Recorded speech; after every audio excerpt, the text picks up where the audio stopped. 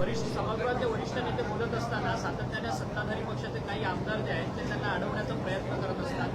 ही प्रथा योग्य आहे काही काय नवीन असं आहे की अतुल भातखळकरांसारखे एक उथळ स्वभावाचे आमदार हे असे उद्योग करतात. यापूर्वी आपण आयुष्यभर विरोधी पक्षात होतो आणि त्यावेळेला आपण सातत्यानं जे सत्ताधारी होते त्या सत्ताधाऱ्यांच्यावर एवढी टोकाची टीका करत होतो, खोटी टीका करत होतो, रोज नॅरेटिव्ह पसरवत होतो.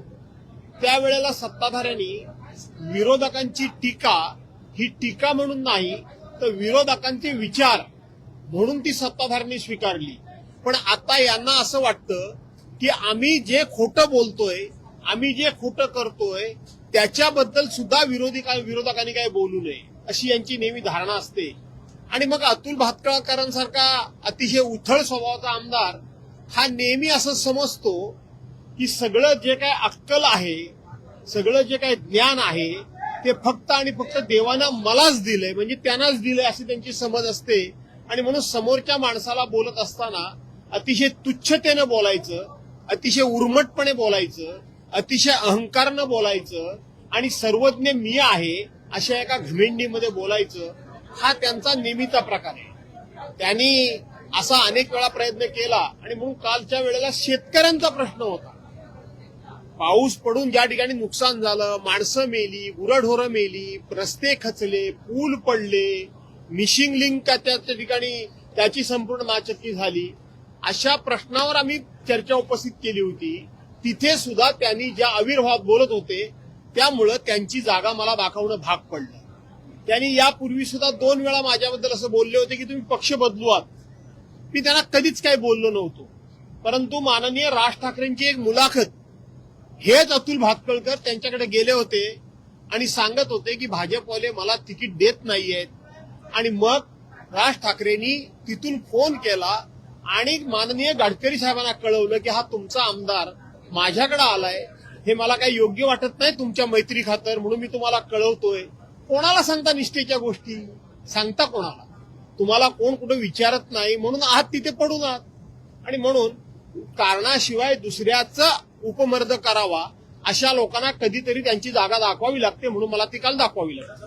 काल अशा पद्धतीने म्हणजे सातत्याने सभागृहात होते. वरिष्ठ सभागृहातले नेते किंवा विरोधी पक्षातले नेते बोलायला उभे राहिले तर वारंवार काही आमदार जे आहेत ते त्यांच्यावरती धावून जातात किंवा त्यांच्यावरती खालच्या शब्दाने बोलत असतात. सातत्याने मुख्यमंत्र्यांना बोलता येत नाही या गोष्टी, म्हणून ते असे आमदार उभे करतात. असं आहे की मुळामध्ये भारतीय जनता पार्टीची एकंदरीत परंपरा आणि आताची पद्धत तुम्ही बघितली तर आम्ही कोणाला बद्दल काही बोलू, ते खरं आहे की खोटं आहे याचं काही देणं घेणं नाही. ते लोकांनी विरोधकांनी ऐकावं, पण आमच्याबद्दल मात्र कुणी काही बोलायचं नाही.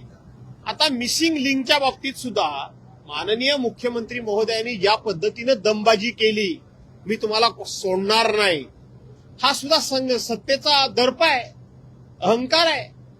अशा पद्धतीनं तुम्ही स्वतः विरोधी पक्ष नेते होतात त्यावेळेला टोकाचे तुम्ही आरोप करत होतात, खोटे खोटे आरोप करत होतात. तरी देखील विरोधकांनी एक नवखं नेतृत्व आहे, उभरतं नेतृत्व आहे, म्हणून तुमचे प्रत्येक विचार हे ऐकून घेतले. याचं भान आता मुख्यमंत्र्यांना राहिलेलं नाही, याचा विसर मुख्यमंत्र्यांना पडलेला आहे. आणि म्हणून विरोधकांनी सत्य परिस्थिती सांगण्याचा प्रयत्न केला तरी सुद्धा ती सहन करण्याची मानसिकता आता मुख्यमंत्र्यांच्याकडे नाही. याचं कारण देशामध्ये फक्त आणि फक्त आम्हीच हा जो अहंकार आहे त्याचा हा परिणाम आहे. महाराष्ट्र आहे का? कारण की मुख्यमंत्री बोलले की माझी बदनामी करा पण महाराष्ट्राची बदनामी करू नका. पण तेच मुख्यमंत्री ज्यावेळेस विरोधी पक्षात होते त्यावेळेस मात्र ते मुख्यमंत्र्यांच्या या वक्तव्याचं छोट्या छोट्या क्लिप्स खूप मोठ्या प्रमाणामध्ये रील्स व्हायरल झालेले आहेत. मुख्यमंत्री पहिल्यांदा काय बोलायचे आणि आता काय बोलतायत. हेच मुख्यमंत्री विरोधकांना कसे सांगत होते की तुम्ही म्हणजे महाराष्ट्र नाही, तुम्ही म्हणजे महाराष्ट्र नाही, आणि आता ते स्वतःला असे समजायला लागले की मी म्हणजे महाराष्ट्र. आणि म्हणून लोक ते आता दोन्ही क्लिप एकाच वेळेला दाखवतायत. मुख्यमंत्र्यांचे वेगवेगळे विचार त्या ठिकाणी ते दाखवतायत. महाराष्ट्राचा अपमान हा मुख्यमंत्र्यांच्या वक्तव्यामुळे झाला की त्यांच्या कृतीमुळे झाला. वेगळा विदर्भ करून महाराष्ट्राचे तुकडे पाडणाऱ्याचं नेतृत्व कोण करत होतं ते सर्वांना माहित आहे. छत्रपती शिवाजी महाराजांचा अपमान कुणी केला ते सर्वांना माहित आहे. या महाराष्ट्रामध्ये साधू संतांचा आता अपमान कोण करतंय हे सर्वांना माहिती आहे. या महाराष्ट्रामध्ये धनगर समाजाला पहिल्या कॅबिनेटमध्ये आरक्षण देतो म्हणून सांगितलं आणि त्यांना फसवलं. हे कोण महाराष्ट्राचा अपमान करतंय हा महाराष्ट्र बघतोय.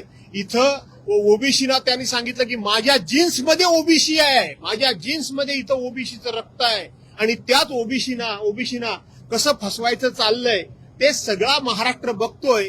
असं सत्ताधाऱ्यांना वाटत असेल की दुनिया आंधळी आहे, अजिबात आंधळी नाही.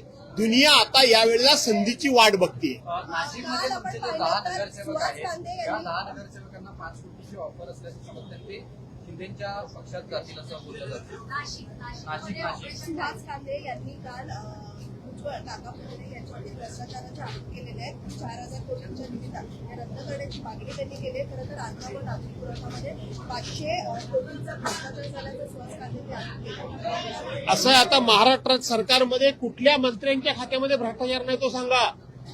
प्रत्येक मंत्र्यांच्या खात्यामध्ये भ्रष्टाचार आहे. प्रत्येक खात्याच्या मंत्र्यांच्या खात्यामध्ये भ्रष्टाचार आहे. त्यामुळं सुहास कांदे जे बोलले असतील त्याच्यामध्ये तथ्य असेल. धन्यवाद. पूर्वीच्या नगरसेवक